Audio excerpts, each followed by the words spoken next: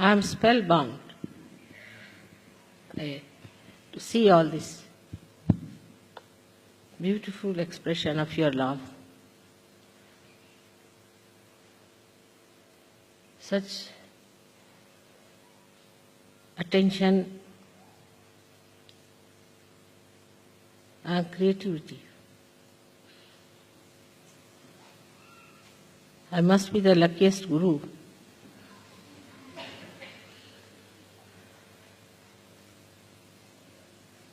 To get the outside nature reproduced here so beautifully.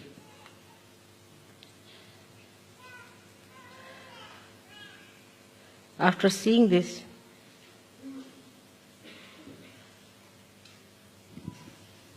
no guru can escape complete melting of his heart.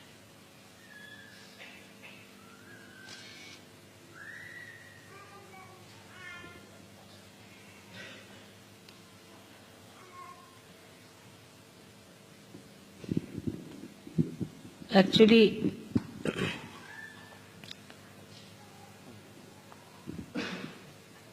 my disciples are very clever people.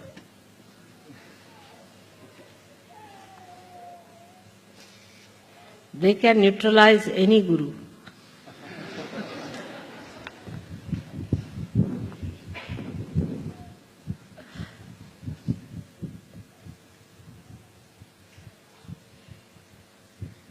So that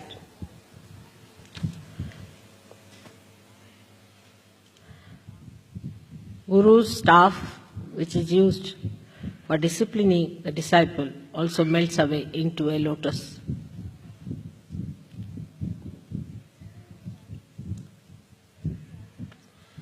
Every time it's such a beautiful surprise to see how Sahaja Yogis are getting one with the Divine. The expression of their joy,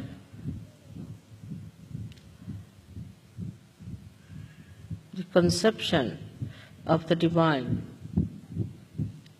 You can see very clearly, this is how I want you all to sit in the kingdom of God as I am sitting today.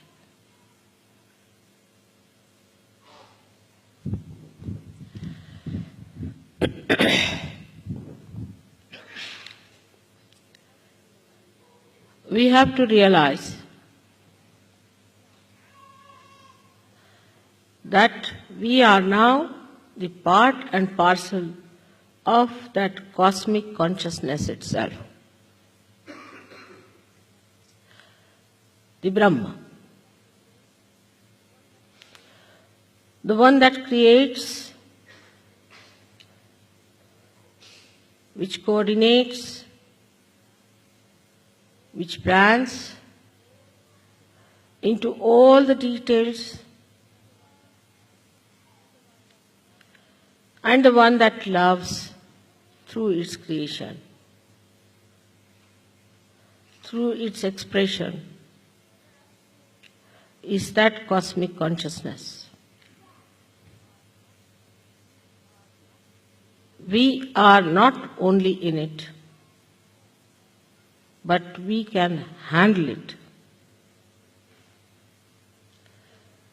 We can regulate it. We can use it. We can work it out.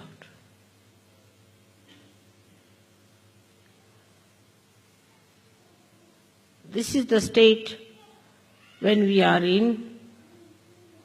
We are the Guru.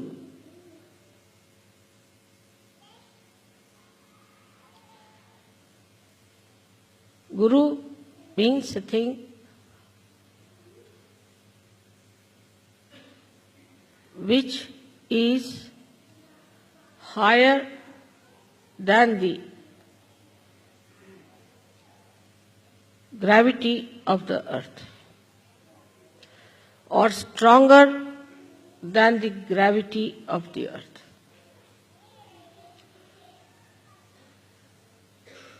What is the gravity of the earth? Superficially, when we see that, we understand it as a thing that acts on our body to keep us on the ground. Also, there is a load of a big atmosphere on our head, of many elephants standing on our head. Plus, the Mother Earth has the gravity to pull us towards herself. That's on the gross level, we understand the gravity. And on the gross level also, we sometimes understand the Guru principle.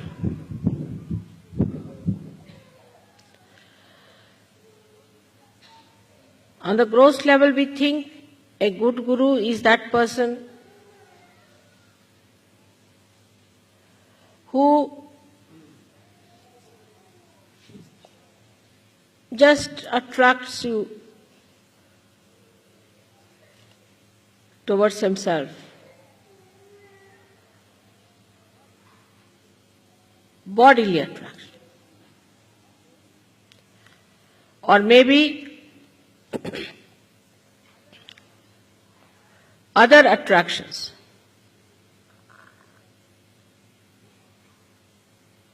Which are gurus. And that's why people always go to the gurus who are false, who are superficial.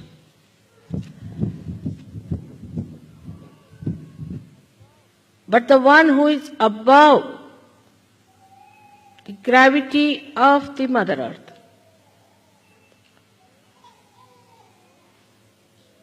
the gross, the subtler and the subtlest. Beyond all these attractions, that is the one, is the Guru.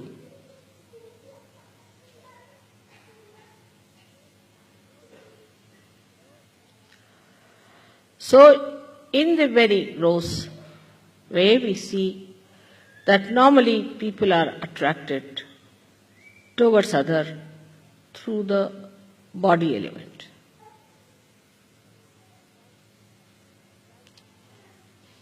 The gravity acting through the body.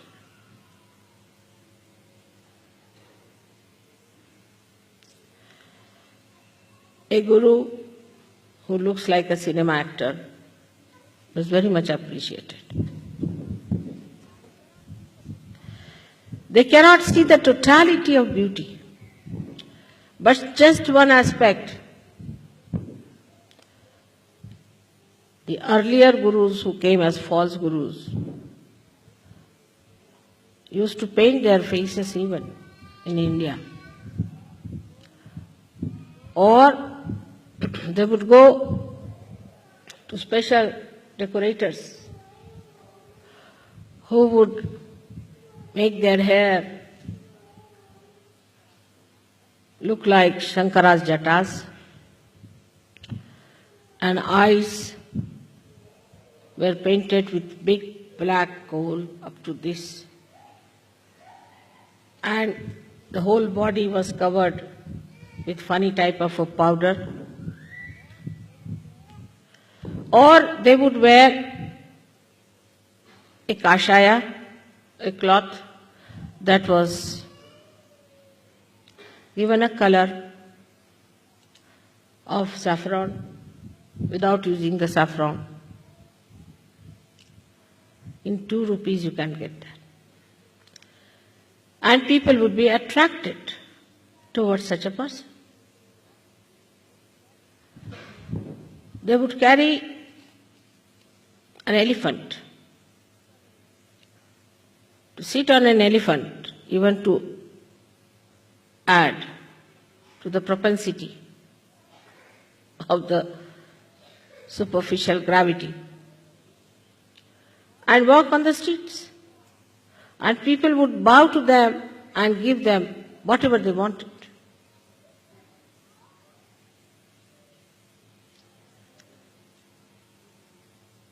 this cannot elevate anyone.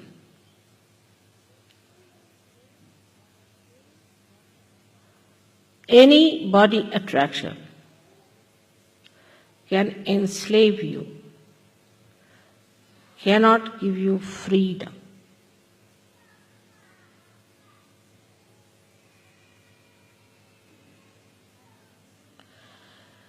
It will give you habits for your body enslavements, and also it will enslave you to your guru. If he knows how to keep attractive in various ways.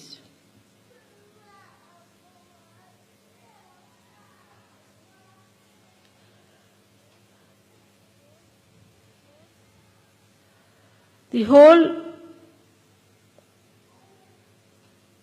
understanding of the cosmic consciousness can be put in one little sentence, that it cannot be attracted by the gravity of any stars, earth, moon or sun.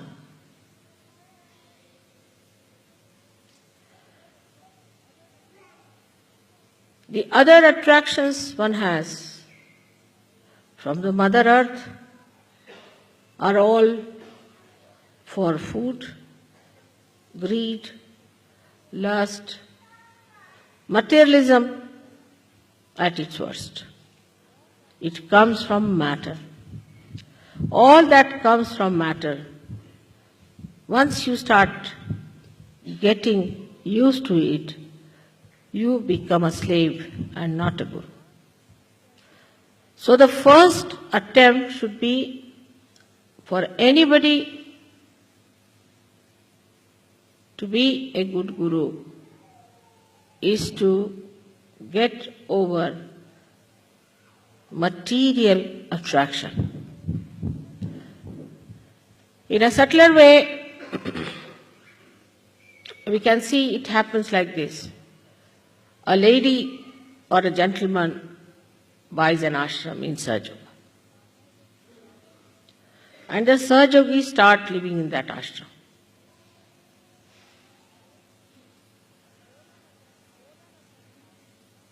The owner of that house starts worrying about the house and all material things in that house, rather than the emancipation of the disciples or the Sahaja Yogis who are there. The whole attention is towards the material upkeep of the house and not towards the emancipation of the Sahaja Yogis who are supposed to rise into the cosmic consciousness. And such a person, if he starts believing that he is the guru, or in any way even a Sahaja Yogi, he is sadly mistaken. Where is your attention is the point. If you are the guru, where is your attention? If your attention is on the correction and the nourishment of yourself and of others, then you are first of all the Sahaja Yogi.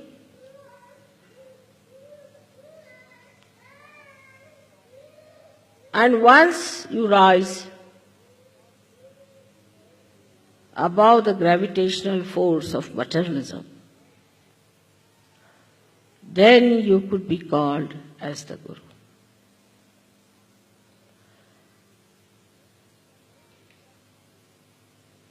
anything that is living has a capacity to rise against the gravity up to a point. That is limited. Like we have seen the trees.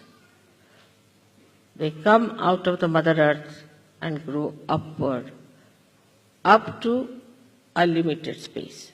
Every tree, every type of tree has its own limitations. Cedar will be cedar, and rose will be a rose. Is all controlled by the gravitational force. But there is one thing which rises against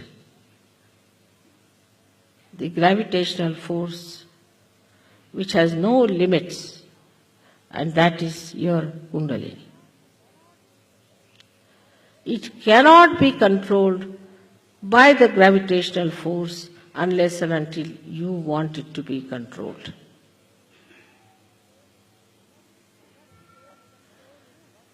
Nothing can control it but you and yourself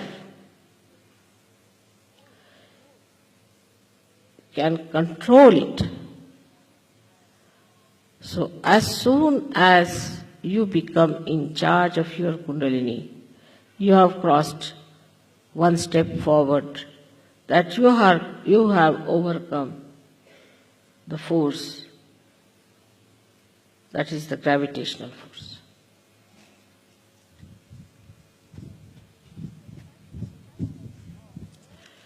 Then the cycle of all the 5 elements is bound together. All the 5 elements have to go in a cycle in such a way that nothing is wasted, nothing is spoiled, everything is organized.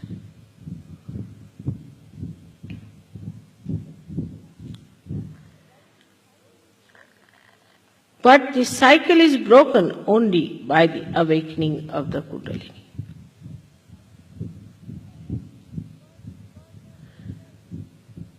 Because you enter into the highest of highest, which is the cosmic consciousness, which you know how to regulate yourself.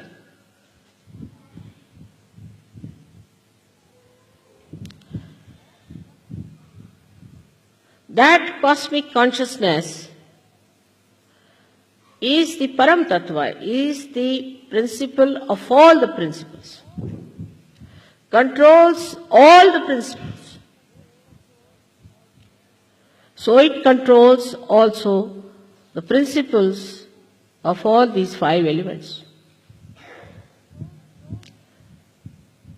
It controls the Manashakti. It controls the evolution and gives you the power to evolve others. So this great Brahma Shakti is at your lotus feet. Perhaps Sahajogis do not realize what they have achieved. The only difference between a Adi Guru and a Guru, Sadguru I would say, is this, that the Adi Guru knows that he is the controlling power. He knows he is with absolute oneness with the Brahma Tattva, with the cosmic. The authority with which he talks, the complete confidence with which he says things. There is no doubt in his mind in any one of his teachings, he'll say, I verily say to you, that confidence that I am with the Brahma Tattva, that I am the Brahma, and that I am controlling all that Tattva,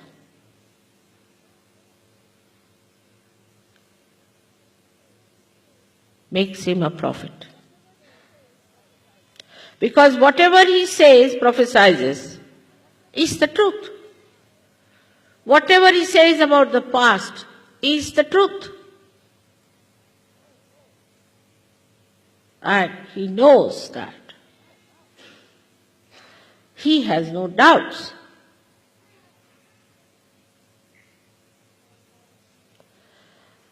The authority with which Moses talked, authority with which Socrates talked, authority with which Lao Tse talked,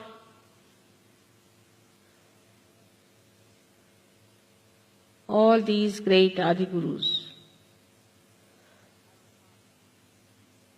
from Adinath to Sainath,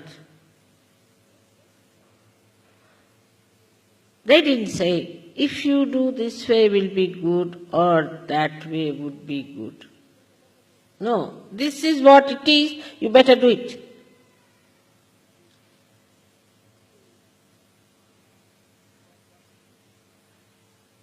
This is what it is.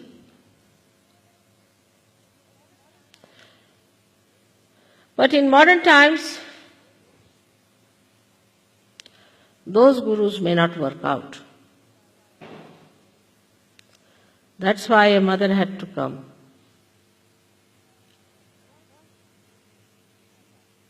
First, to give you realization. Because these gurus did not realize another point, that their disciples not understand them at all. Whatever they are doing out of awe. But awe doesn't have understanding in it. Or even the earlier ones may have had. The generation that came afterwards did not have. So they turned the gurus into a facade, and the whole building they owned as their own, creating all kinds of problems, killing the universality and the collectivity, because Brahma Tattva is the power of the collectivity, is in everything, in the atom, in the molecule, in the human heart. Everywhere it is reflected, depending on the reflector. And it controls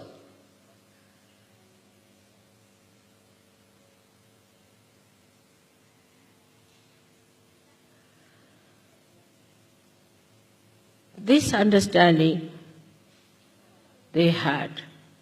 But the human understanding, perhaps they did not have. That if we today tell them something, they might listen to us, but tomorrow they will forget. So it was necessary that you all should be given realization.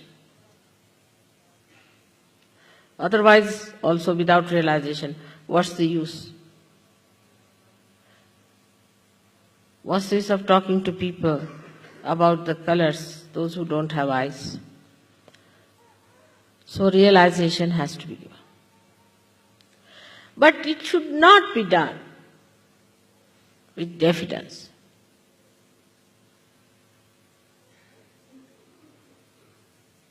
When a guru does not feel vibrations properly,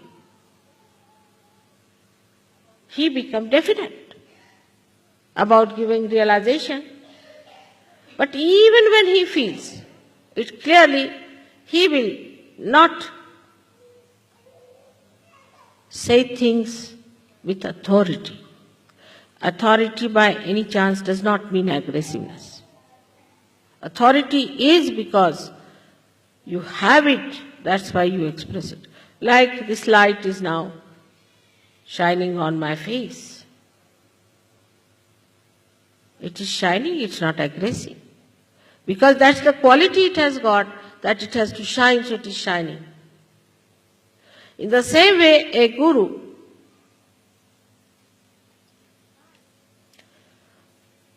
shines before the disciples.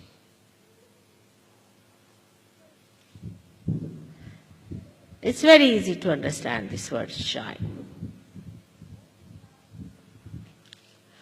When you have something dirty, it doesn't shine. Even the gold, which is always shining, is not tarnishable. If you put it under the mud, it won't shine. So you have to wash it, clean it, and rub it nicely so that it shines. But in Guru Tattva, it is from the basics you have to start. Before the gold came into its own state of gold, it was mixed with so many other things. So it had to be heated up, melted away, sieved out, and so many processes it had to go through to become gold.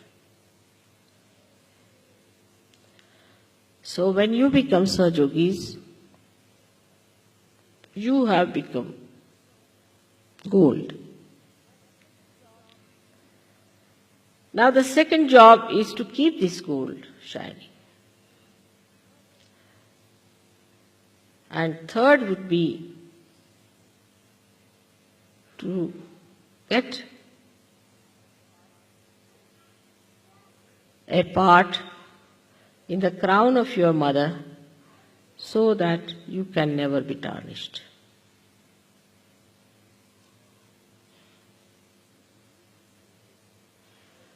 Into these three stages one has to go.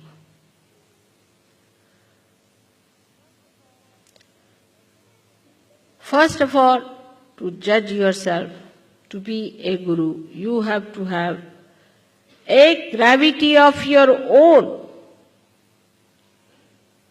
which is not bound by the gravity of the Mother Earth.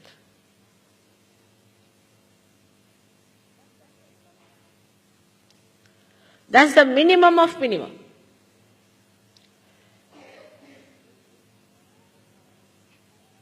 Which does not mean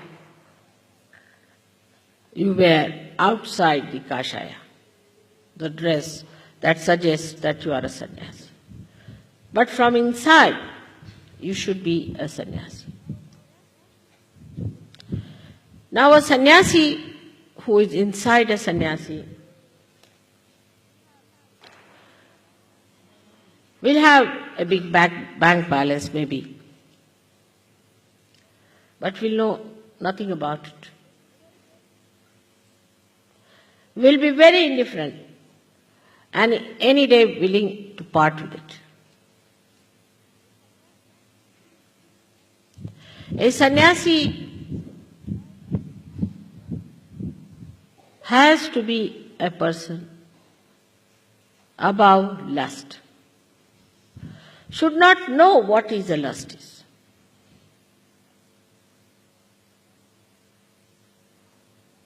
What is this attraction of lust is? That through his Kundalini and Muladhara, he can achieve it. Because now you have a capacity to rise above the gravity. you have got that power now to rise above this lust business,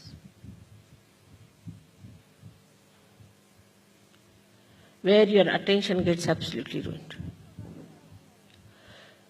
But in Sahaja Yoga we have everything.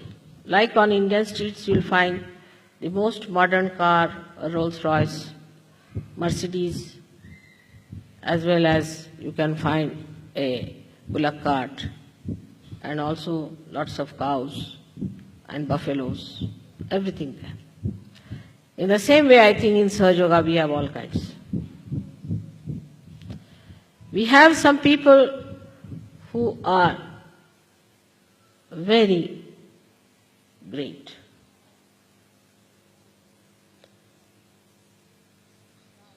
And try to achieve a state of untarnishability.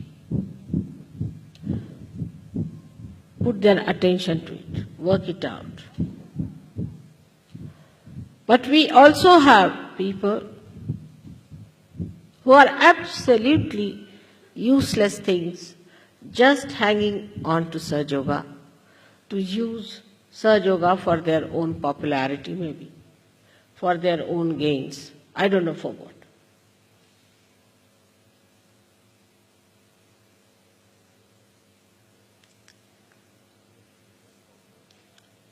I have seen people who give lectures in the name of Sahaja Yoga and are badly caught up.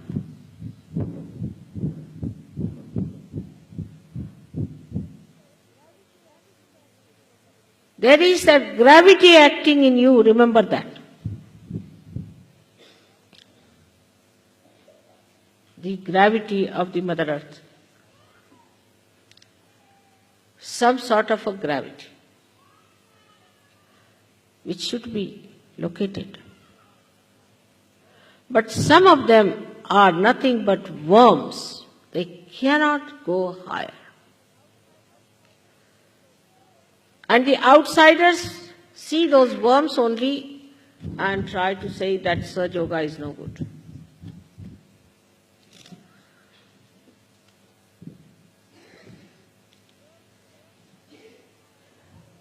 Your Kundalini has the power. It has all the powers to make you the highest of highest. An ordinary grass can become a cedar. There's no limits to it.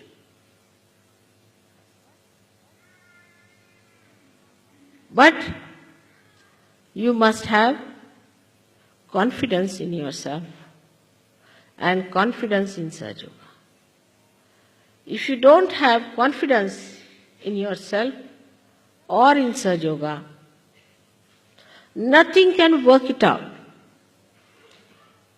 But the highest of all is the sincerity which nobody can instill in you.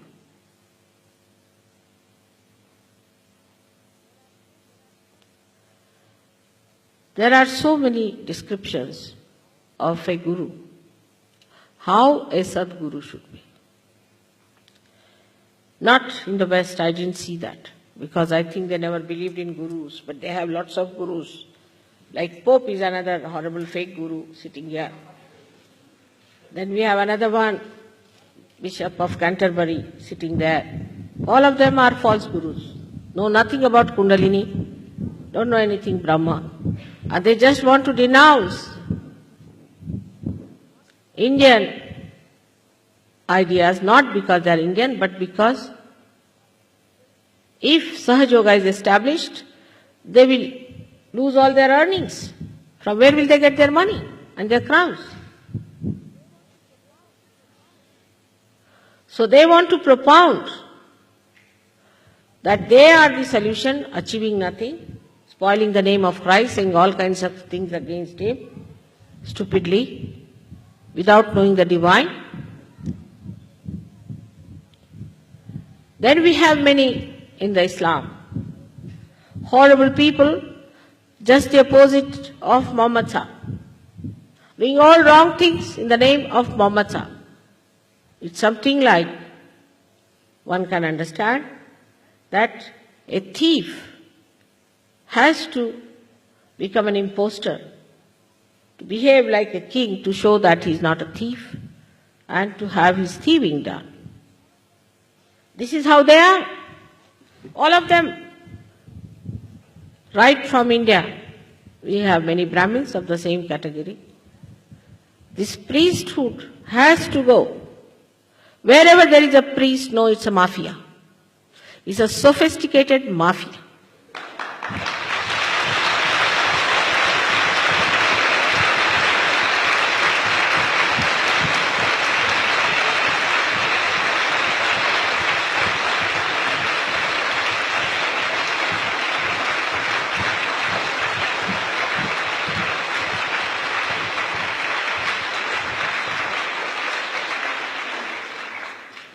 No Sahaja Yogi Guru is going to take any money, nor anybody is going to bow to them, nor they are going to take any kind of special attention.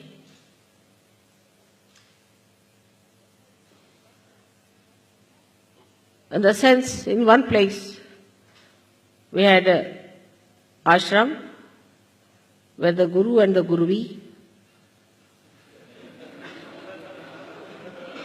became very important, and the Guruvi wanted her tea to be sent on her bed with a proper table, and she became a mini Mataji or a greater Mataji, because I don't demand many things which she demanded. I never demand anything. Whatever you do is very great for me. And this is how they felt they were great gurus, by asking for this privilege and that privilege. Guru has to suffer the most. That's how he can command. He has to be the example of austerity and of detachment. That's how he is going to get respect. In Sahaja Yoga, nobody is going to respect anybody because that Guru has made so much money out of Sahaja Yogis.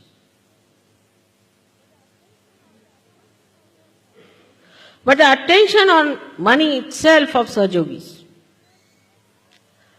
itself is suggestive that they are not Sahaja Yogis. For example, when you wanted to collect money, I never asked for a house or anything. The idea came from some Sahaja Yogis, there should be a house for me. Who can house me? Just think of it. Is it possible? Is it possible to house me? Not possible. So with a purpose and with my name, we could have something done in the heart of the universe, where everybody is sleeping practically.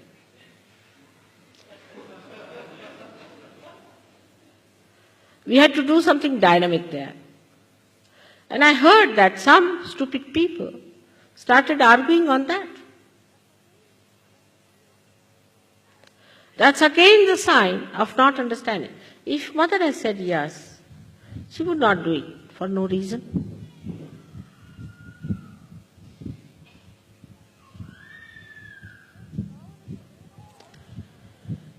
So the power of understanding only comes when we become the power of cosmic consciousness. Because cosmic consciousness understands each and everything. Sitting down here, you can understand everything. You don't have to go there.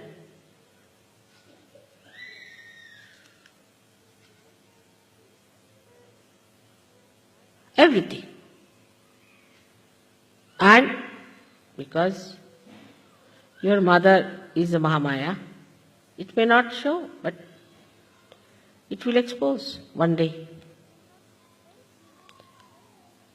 So you have to depend on that part of Sahaja Yoga, that it is a Mahamaya's job. So we should not get disturbed or upset. It will show.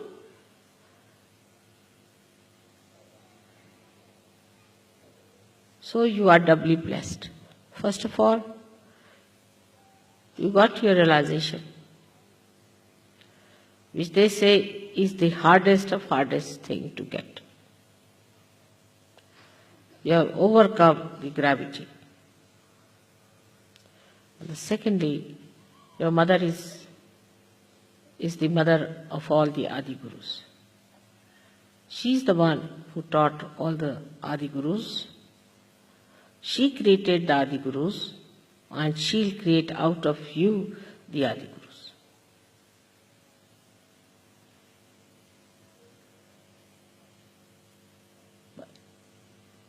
But the quality has to be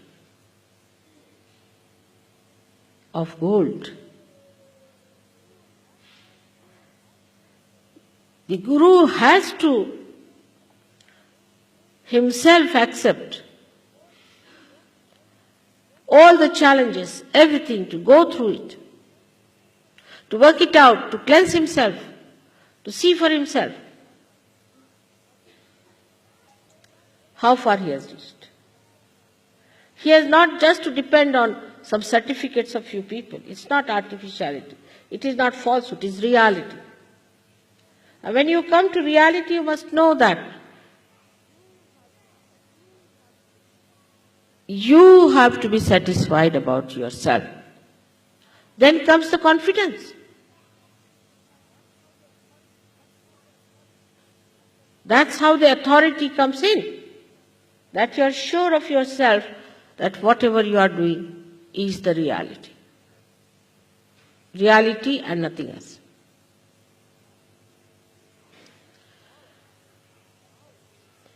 And this power is within you. The Kundalini is within you. She is your own mother.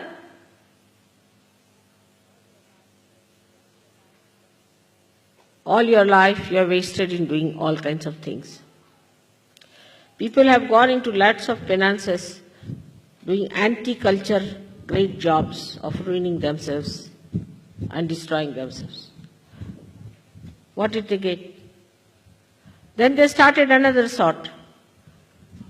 They are busy now with another trip. And they'll be busy tomorrow with another trip. But whatever they do stupid, they do it so seriously. That's the most surprising thing is. Into all the details, Nothing should be missing. The complete stupidity must be achieved with full sincerity.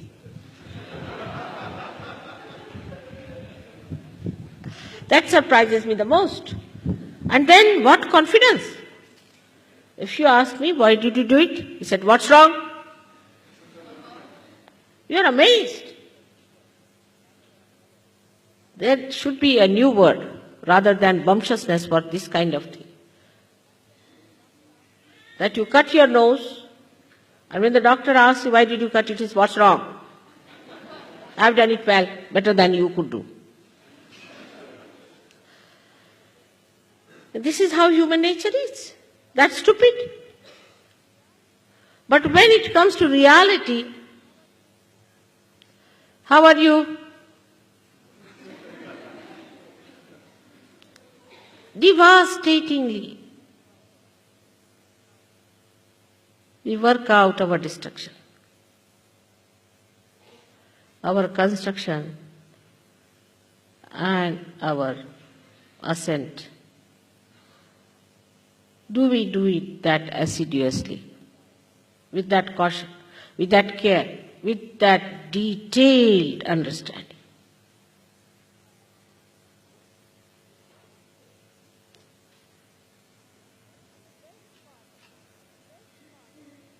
And the best part of it, that when you are doing it, you get joyous, immediately rewarded. For example, doing all this, you must have all enjoyed, no doubt. Anything that you do in the name of God is immediately rewarded. the subtlest of subtle in the form of joy, and grossest of grossest in the form of all kinds of things. So why not do it something with complete understanding, meticulously, carefully? Why not? With full attention and concentration. Because the reward is joy. Ultimately, what do we seek is nothing but joy.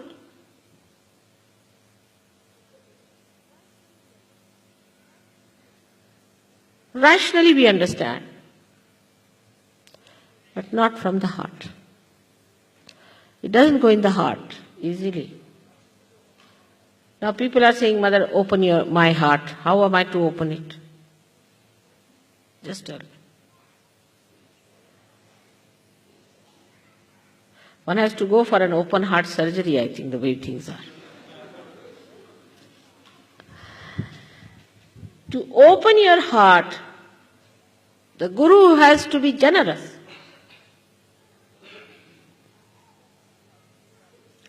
Whatever these other gurus are doing, just the opposite of that. What have you given? For example, you are having some people with you in your house, and you are the Guru. What have you given to them?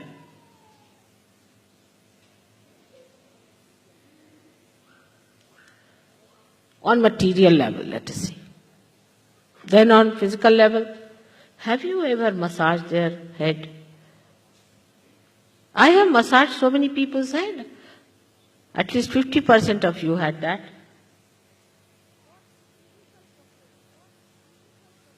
What physical comfort you have given to that person? If you are the Guru. Then what is the emotional confidence you have given to that person? If you are shouting for that person, why did you keep it there? Why didn't you keep it here? Also, it is vice versa among human beings. If you try to be nice to somebody, that person becomes ego-oriented. Dangerous stuff, you know. You are nice to somebody, you are kind to that person, you give him some money or you give him something. Then they say ego comes in that person. I'm surprised sometimes. How can it be?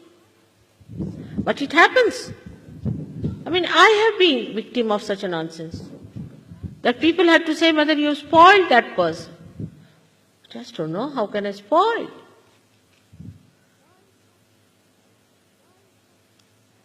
Why it happens?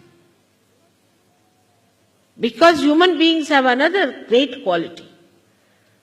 That they cannot understand that anybody can care for them. Because they cannot care for anyone.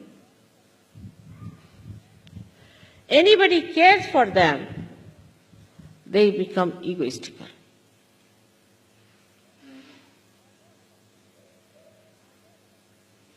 I have known about some Indians who went abroad and people thought Indians have come as if Adi Gurus have come. There can be worse than you people. And are, no doubt. And then you start worshipping them as Indians. And then you understand that this is just a donkey from India you have brought, which is kicking you all the time. The image of that Indian goodness is not there. Because of this problem, the Guru finds it impossible how to deal with the disciples.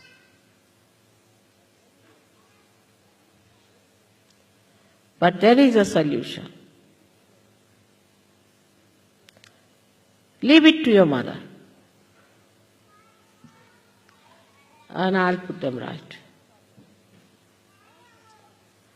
All such problems, you can leave it to me.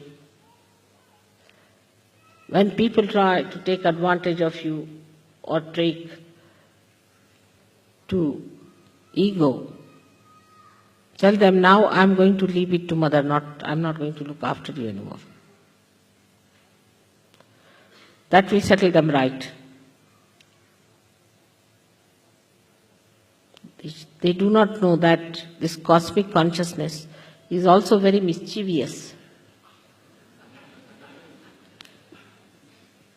It has lots of mischiefs up its sleeves. And it can work out such mischiefs that people are amazed and aghast. So all such problems, if you cannot deal, you can leave it to me.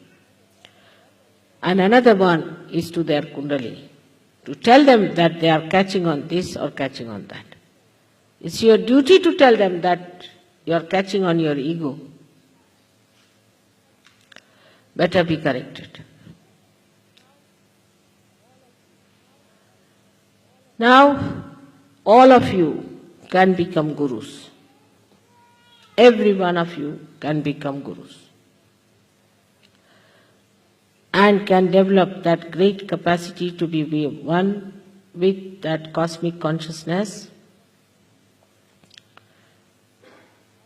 completely out of the clutches of the gravity of the earth, materialism. Without achieving that, you have no right to tell anybody what is to be done. First, it should be your practice and precept in your own life, in your own example. And then, your example is sufficient to convince others. Today, through this understanding that you have to rise above the gravitational force of materialism, which is today's religion everywhere, whatever they may call it, whether it is communism or capitalism or democracy or democracy, whether it is Christianity, Hinduism, Islam or any other nonsense. All of that is nothing but materialism in its all absurd forms. Kundalini is the only thing that can take you like the stalk of the lotus out of this mud of materialism.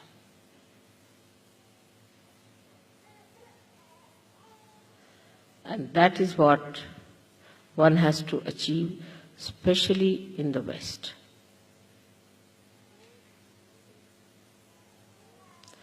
It goes into subtle and subtler and subtlest forms.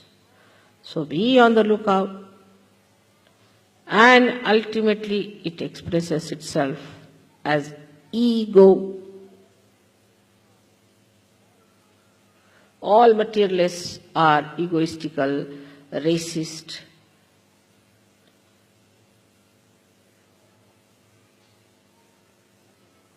They are robbers and plunderers. They go to other countries like South Africa and settle down nicely, robbers and plunderers, and extracting the wealth of another.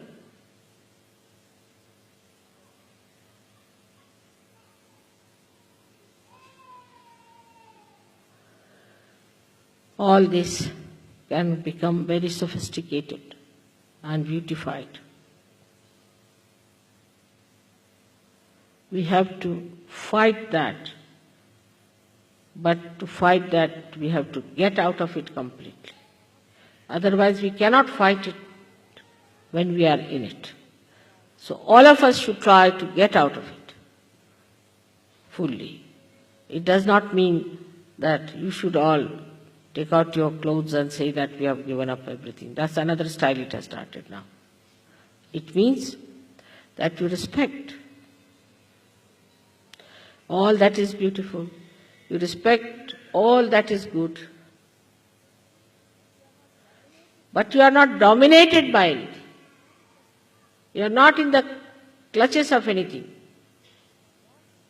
If I want, I can wear a gold chain, otherwise nothing. Doesn't bother. I don't care. That should be the attitude. If I have, or if I have to, I will. Nothing can dominate me. Nothing can give me status. I stand on my own status and on my position and on my authority because I am that pure consciousness.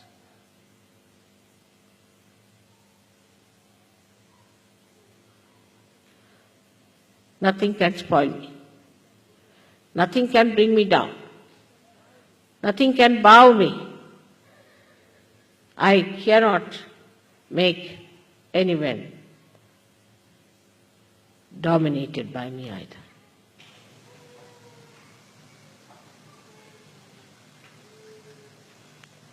This is how we are going to become great gurus. Imagine 620 people are here and one guru is sufficient to change the whole world. With 620 gurus, God save the world now.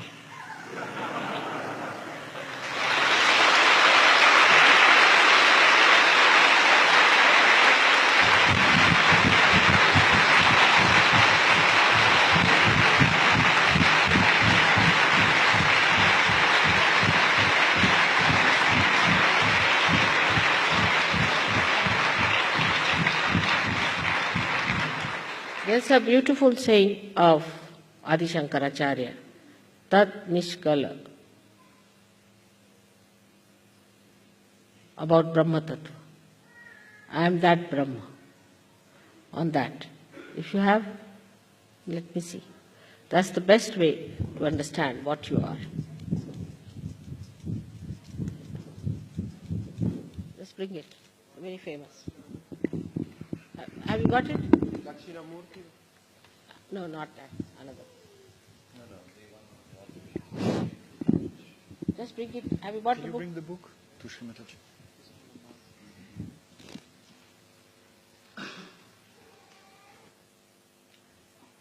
My chashma is in the purse is where.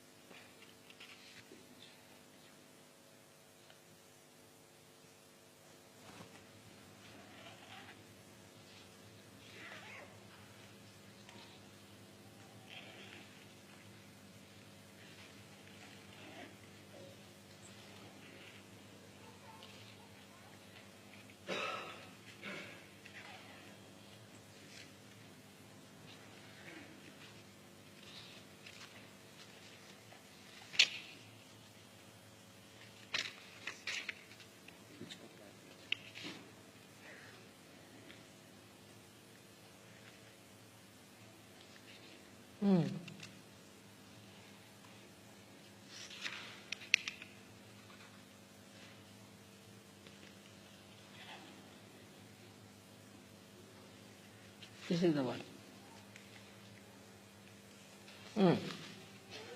Nirvana should come. This one is the one. You just read it in English language. I don't need to just.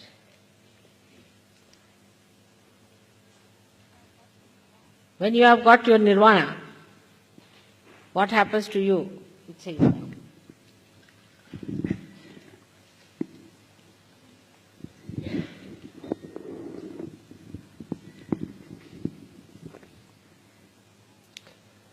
home.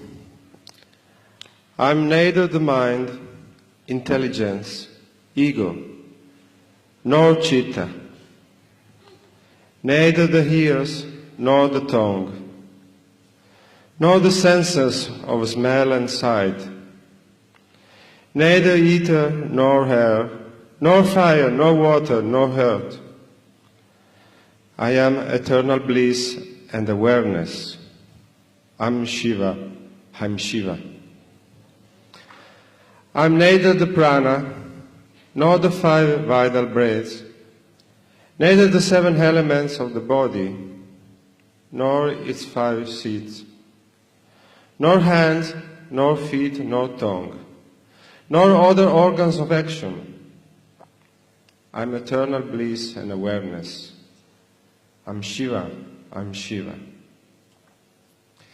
Neither greed nor delusion, loathing nor liking have I.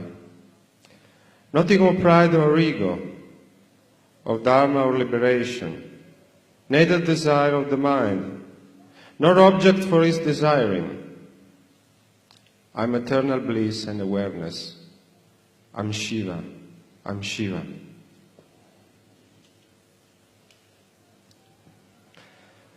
Nothing of pleasure and pain, of virtue and vice do I know, or mantra of sacred place, of Vedas or sacrifice. Neither I am the eater, the food, nor the act of eating. I am eternal bliss and awareness. I'm Shiva, I'm Shiva. Death or fear I have known, nor any distinction of caste, neither father nor mother, nor even a bird have I, neither friend nor comrade, neither disciple nor guru. I am eternal bliss and awareness. I'm Shiva, I'm Shiva. I have no form or fancy. The all-pervading I am. Everywhere I exist. And yet, I'm beyond the senses. Neither salvation have, nor anything to be known. I'm eternal bliss and awareness. I'm Shiva, I'm Shiva. That's what you are. You are eternal bliss and awareness, the consciousness, the pure consciousness. I think this must be, everybody must remember by heart and must say in all the ashrams. That's a very good way of remembering what you are. May God bless you.